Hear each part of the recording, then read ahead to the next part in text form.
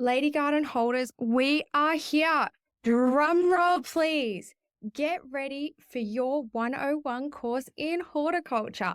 We are going to prune the hedges and celebrate the launch of High Tea with Lady V.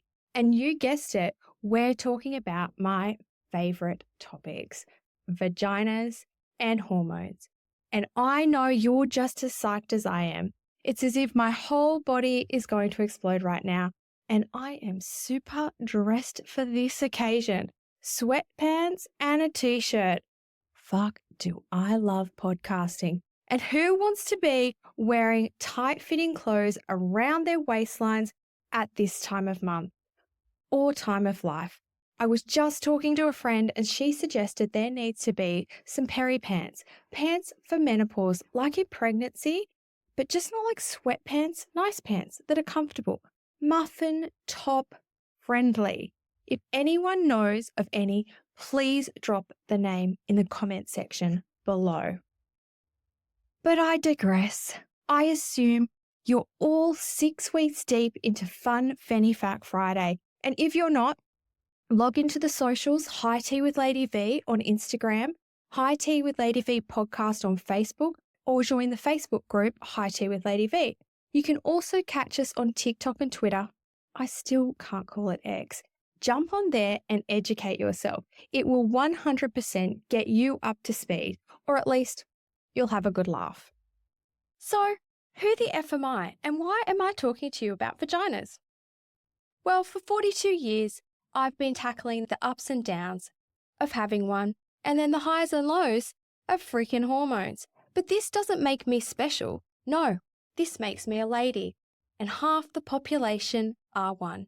I'm a registered nurse specializing in cosmetics and anti-aging, but I hate the freaking word anti-aging, so let's call it aging better or aging well. My work isn't just skin and aesthetics, it's women. And listening to women's stories in my clinic and researching and connecting them with other women's experiences and specialists, that I realized we needed to create a space bigger than within the walls of one room, where we talk about the things that no one else talks about. We're talking no filters, no fluff, no apologies. We are going to be talking about our lady bits and what it's really like to age. And I also have a personal purpose to this too. It's my driving why. My mum has dementia, and at 75, she is living in a home. I carry one of the APO4 genes, which means I have a higher risk of going down the same path. Losing a parent is heartbreaking, but losing a parent to dementia, it is freaking soul destroying. So I have been on a mission, deep diving into learning everything I could about aging and wellness and aging well as a woman. We are talking brain health, hormones, wellness, new science and research, other women's stories of triumph and despair. I am deep in the trenches, and what I have learned is nothing short of fascinating. And sometimes it's actually really freaking disappointing, and it needs to be shared because there are some amazing breakthroughs happening in this space, and we all deserve to know about them. So why vaginas? Why hormones? And why am I so obsessed? For the past 42 years, like many of us vagina owners, we have been learning what it means to have one. And over the time, I've realized I haven't really been told much. How to navigate it, how to use it, what it's made up of, what it actually does beyond birth a child, the list of ailments one can acquire when they own one, and why. We probably don't even look at it until our gynecologist hands us a mirror and tells us to look and push simultaneously, a sight I know I'd rather not have burned into my retinas. And whilst we're navigating our vaginas, alongside them we are navigating our hormones too. And isn't that a freaking roller coaster that sometimes we prefer not to be on? But before I delve into the anatomy of vaginas and the freaking hassle of hormones, I'm going to ask you to think about what you were taught at school in those pivotal and formative years and what it meant to have a vagina, anatomically, medically, and emotionally. If you were born in the 70s, 80s, or probably the 90s, and maybe the early 2000s, I really hope we've progressed a little since then. I'm assuming your lady garden education was just like mine. Don't get pregnant. Don't let anyone touch it. Sex is for men. And did I mention, don't get pregnant? Oh, and don't forget, you've actually got a vagina too. And if you were one of the lucky ones in PDHPE classes, so personal development, health and physical education, you were also informed that you had a cervix, a uterus, some ovaries, maybe fallopian tubes, and some other things that you really didn't have to worry about until you were pregnant. But don't get pregnant. And then we also learned that one day our lives would change forever and we would get our dreaded period. No longer were we innocent or naive. All of a sudden, we are thrust into womanhood, and probably before we were ready. At 12, 13, 14, 15, 16, what the F did womanhood really mean? As any 12-year-old from the 70s and 80s would remember, the general consensus on this transition was we would get our period. We would bleed for 5 days or so, but don't be alarmed. You're not going to die. And this will happen every 28 days or so until they stop. When you're like so old, like 40 or 50 or something, and you're probably washed up by then, and then you can't get pregnant. And as if you would be even having sex at that age. Oh my God, old people sex, gross. So that pretty much sums up the total education that we received in the 80s. And bless the 80s. I wish it was that simple. And then we were sent on our merry way to navigate tampons and everything else in between on our own. This transition was not celebrated, more frowned upon. Oh, she's already there? Educated and talked about? Oh no, you got the memo above. That's all you needed to know, right? And if that's not enough that we are confused, embarrassed, and some of us ashamed of these unspeakable periods and the changes happening in our bodies, the jokes begin about how moody we are. Our families start to quietly whisper, she's on her period. And this second part really pisses me off, especially as a perimenopausal woman in her 40s navigating hormones all the fuck over again. We get our period and all of a sudden our emotions can be boiled down to that time of month. We no longer feel that they have any validity whatsoever, and everyone reins in on the period parade. Somehow, overnight, our emotions are no longer ours. They now belong to our period. And for the next 30 or 40 so years, we go on not really knowing much about our lady gardens, our cycles, our bodies. We just learn along the way of what's normal, what's not normal, and what it's like to become a lady. So this is why, my lady garden friends, we need to talk about our vaginas, our vulvas, our genitourinary system, and work out what the fuck they actually do and why it's important to understand these parts of the anatomy, not only anatomically, but functionally and mentally. We, my ladies, are going to get pussy educated. But first, I would love to read you a passage from the book Pussy, a Reclamation by Regina Thomas Hewer. I want you all to really absorb and ponder the message in this passage for just a moment and reflect on it. Regina writes, the solution for the epidemic of powerlessness among women, which neither great success nor higher education is able to solve, is simple. Just reconnect a lady to her pussy. It's the source of each woman's connection to her own life force, her voice, her sense of internal power. When a woman connects to her pussy, she's actually turning on her life force and connecting to her divinity. So let's break this down. There's an epidemic of powerlessness among women. It's not solved by achieving higher education, nor is it found in women's success. Women are lost. Who can relate to this? Regina suggests to solve this, we must reconnect women to themselves, to their anatomical differences in the world, their ability to create, their femininity as power. We need to regain the meaning of owning a pussy and celebrate it. It's a life force, a power, which gives us a voice. Think hard about the words and advice that were given to us as young girls and as young women. Were we ever educated on how to navigate the transition between girl and young lady? Were we ever told that now you're of age, you are now to be viewed as a provocative object and no longer a girl? The transition from girl to very young woman is fraught with danger. And I beg you to ask yourself this question. Is this why many teenage girls become introverted, shy, and unhappy during these formative years? Is it because they are unable to navigate the changes and expectations placed upon them? The wandering eyes, the leering looks, and the struggle to form a new identity as a woman and no longer a girl. No, we were just told not to get pregnant.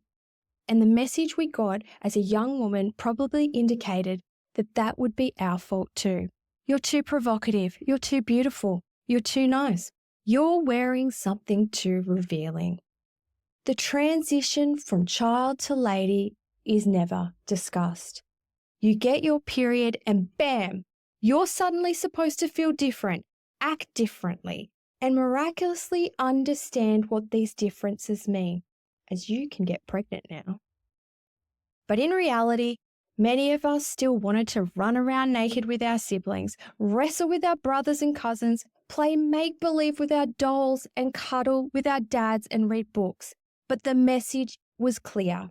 You're not supposed to do that anymore. Don't act silly around boys. Become more ladylike. What did that even mean? We were no longer privileged to the immaturity and freedom of our pre-period selves. And that 12-year-old girl starts to die. She starts to question herself, her actions, what she wore, what she said, what she did, who she spoke to. She starts to question her existence. Because up until then, she was just a free spirit running around, playing tips with the boys and girls, and there was no agenda. No one looked at her any differently. Men, they didn't notice us. Innocence for some was bliss. And now we have to be a lady. And all we wanted to do was be a kid. 12 to 18 was a hard time to navigate, let alone navigating our vaginas in silence. We were never taught the next steps in life, and we were never taught that our lady gardens were more than just vaginas, periods, and avoiding pregnancies. These little beauties have an entire ecosystem of their own. And ladies, we are going to deep dive into that ecosystem. And where do we start?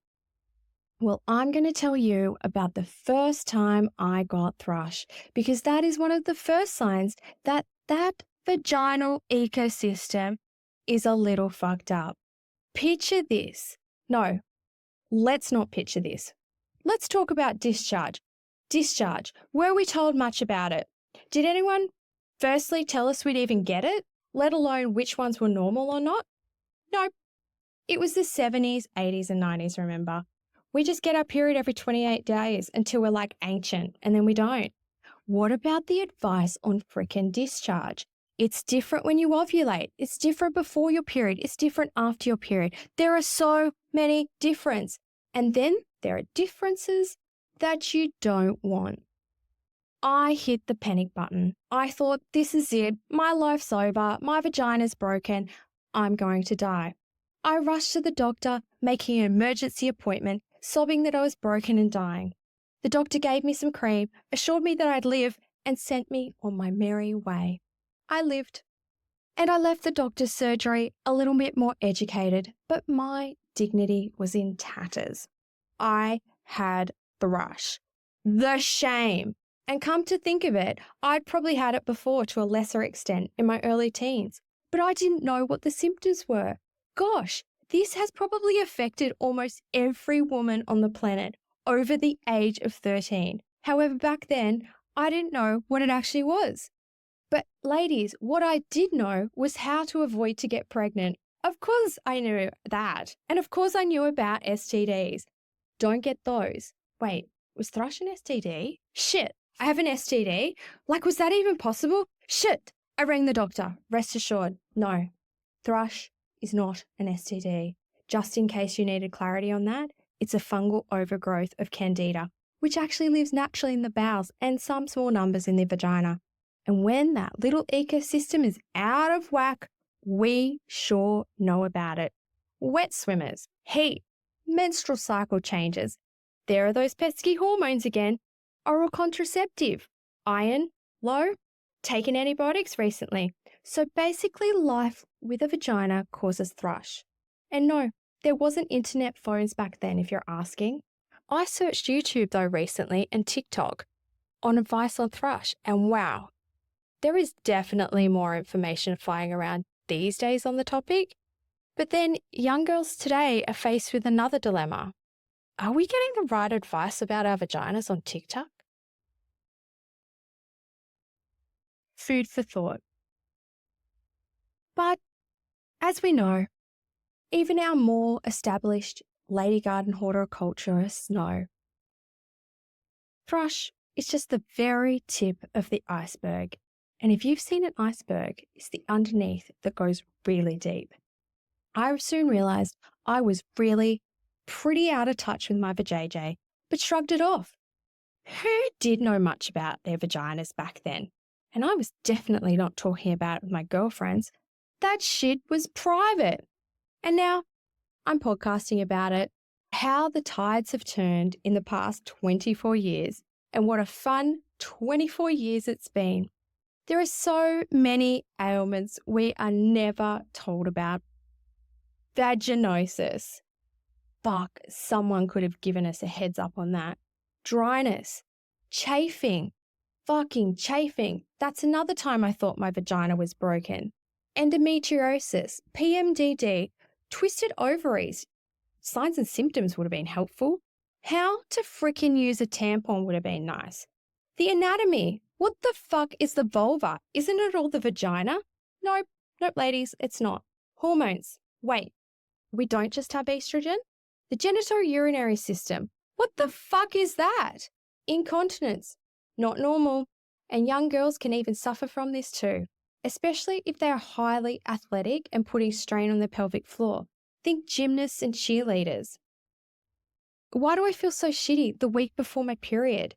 Potentially this is due to the lack of estrogen and you're actually experiencing little mini menopauses every month. What happens to my vagina when, God forbid, I do get pregnant? Or pap smears. Oh my goodness. Who remembers their first time having one of those? I think I have PTSD every time I see a speculum. I felt violated. What the fuck just happened? And who on earth designed that little gadget? Surely not a woman. Well, I Googled it. Yep, it was a man. The first speculum device was a double-bed spoon, and the first experiments were done on enslaved women, who I'm sure were given the latitude to voice their concerns about the discomfort. And yet, we still use a similar device to this day. Go figure. Women have never been shown a clear medical path or been given a voice. We've been medically treated as subordinate partners to the male body. Yet we create freaking life. We grow these little fuckers. And we're supposed to have subpar bodies? Did you know that they've discovered that menstrual blood contains stem cells? And I'll probably pronounce this completely wrong. Mesenchymal stem cells, MSCS. They exhibit high proliferation and differentiation, meaning they can grow and differentiate change into various cell types, similar to those found in umbilical cord blood and bone marrow. We are talking about repairing damaged organs, liver failure, spinal cord injuries, treating disease. Ladies, when this news first came out, every cosmetic nurse that I worked with was like, should I be needling this into my face? I'll keep you posted on it. I haven't done it yet though. Or have I? No, I haven't. But really, does this actually come as a shock?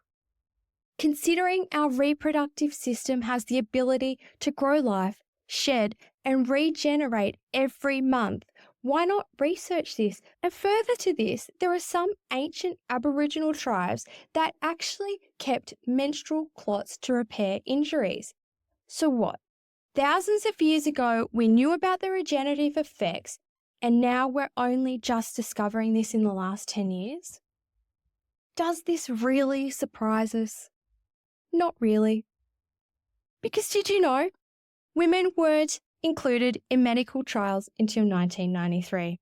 Yes, ladies, 1993.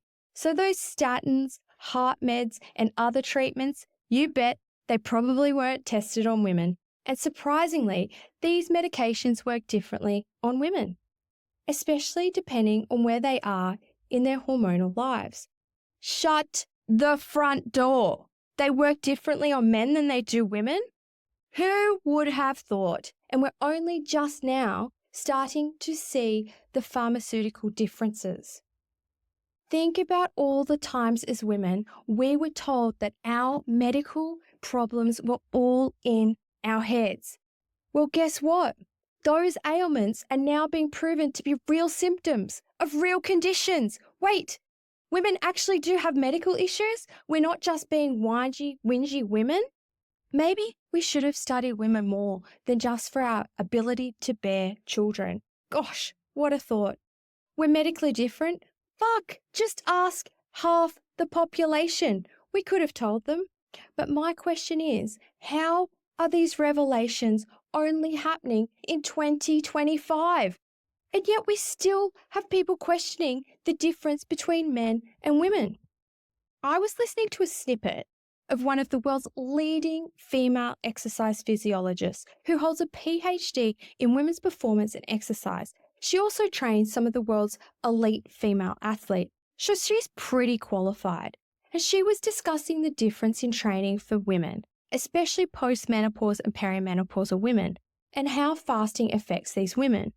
Among the thousands of comments were men chiming in, trying to debunk her expertise as an elite female trainer because they had spent a few days in the gym bodybuilding and now they considered themselves PhD specialists in female training. I don't think they were even considering that they can't grow babies or that they don't get their periods, or maybe they didn't realize the talk wasn't about men. Stop it. It wasn't about them. I will wash my mouth out. Apparently, they knew more about female training than the expert female exercise physiologist. They couldn't just stay in their lane. And to this point is what is wrong with the medical system. Men think they know more about women's bodies and have had us second-guessing ourselves for years. Oh, you can't feel that. Like, science doesn't suggest that that can happen. It must be psychosomatic. I can't tell you the amount of women that have told me that they have been to the GP or a specialist and have been told that it's all in their heads and given antidepressants and sent on their way. And this is not just privy to male doctors. Female doctors are just as guilty of this too. Recently, I was at a perimenopausal conference with a male professor presenting as the leading body on the benefits of HRT. When he was asked about the timing of HRT for women in their early 40s who have regular but somewhat shorter periods, however, were experiencing an array of other perimenopausal symptoms such as sleeping difficulty, genitourinary issues, and mood disorders, he informed us that they should just go on to antidepressants for mood disorders or the pill because she could get pregnant still. Did you know that? Even though we're in our 40s, apparently we don't know that we can still get fucking pregnant. And that's what it's all about. And then I spoke to the leading female doctor in this area from the US, and she angrily replied, most of the hormones used in the pill are synthetic. which have a chemical structure that may be similar but not exactly the same as the hormones produced by the body, and they're utilized in the body differently. While most HRT hormones are bioidentical, which stimulates the same hormone response that we actually produce. So it has an identical chemical structure to the naturally occurring hormones that are produced in our bodies. Also, when the pill is given to a woman later in life, it is likely to cause issues with her calcium levels. Think osteoporosis. We'll touch on this later. She then noted that the dosage of estrogen in the pill was far greater than HRT. So I'm repeating that. The dosage in the pill of estrogen is far greater than that in HRT. And it was more likely that these women would benefit from low dose of bioidentical estrogen than going on the pill and receiving high dose estrogen.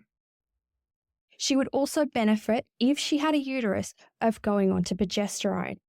But the male professor is still talking about pregnancy because apparently in our 40s, we are still unable to navigate not getting pregnant ourselves. What if my husband's had a vasectomy? Maybe I'm a lesbian. Maybe I'm on an IUD. Maybe I hate sex. What the fuck response was that from him? Really? The only thing a woman has to consider is reproduction? Maybe she just wants her estrogen and progesterone levels to be like they were when she was younger, so she doesn't feel like screaming at her family all the time. Or she wants to stop crying every 2 seconds. Or maybe she doesn't want to feel so tired and run down. Or maybe she's fucking over the fact that she has reoccurring shoulder or sore joints. Or she wants to remember where she put the freaking keys. Nope, it's still about freaking pregnancy.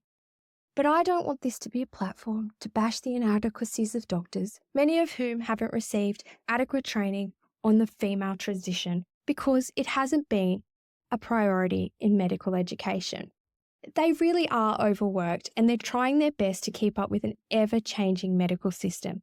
But this does not mean that as women, it's acceptable for our voices not to be heard, nor is it acceptable for our ailments to be left untreated and for our health to be disregarded. So, my dear lady gardeners, this is why we must educate ourselves on what our vajayjays are capable of and how strong they can be. Let's reclaim the word pussy as a symbol of strength. We all know that growing a set of balls won't give you any power. That is every man's Achilles. Let's not grow them. Let's grow our knowledge on the female body and womanhood so we can make informed decisions about our health. And why do we need to be educated? Because half the time, the medical system isn't adequately informed about female hormones and vaginas. Their response is often, here's a script for antidepressants, or here's a pill for high cholesterol, because they've been trained to treat the problems, not the causes. And for many of the medical cohort, they don't even know what the causes are. So let's take this journey together as we delve into the wild and valiant world of having a vagina.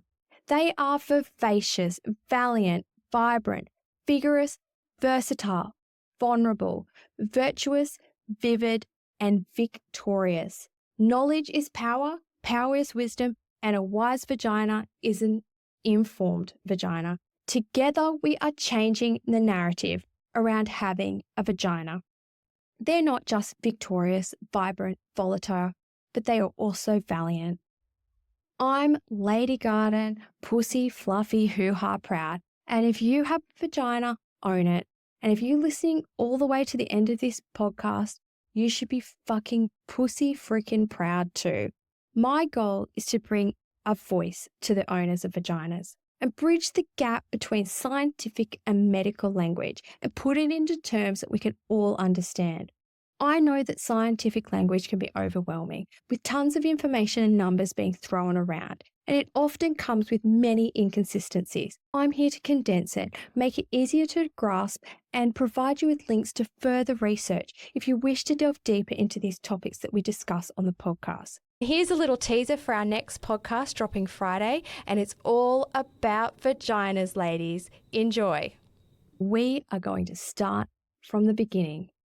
JJs, the hoo-ha, the fluffy, the vajayjay, the lady garden, the peach, the flower, the honey pot, the cupcake, the kitty, the muff, the pink palace, the taco, the fanny, the foo-foo, the coochie, the beaver, the vault, the pussy.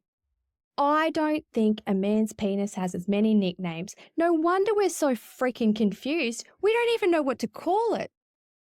We'll talk about the vagina. Till next time, my beautiful vaginas, water those lady gardens because they are worth it. Please note that this podcast is for entertainment purposes and informational purposes only. The content shared is not intended as medical advice, diagnosis, or treatment. Always consult a qualified healthcare provider for any medical concerns or before making any health-related decisions. The views and opinions expressed on this podcast are those of the host and guests, and it does not represent those of any medical organization or institution.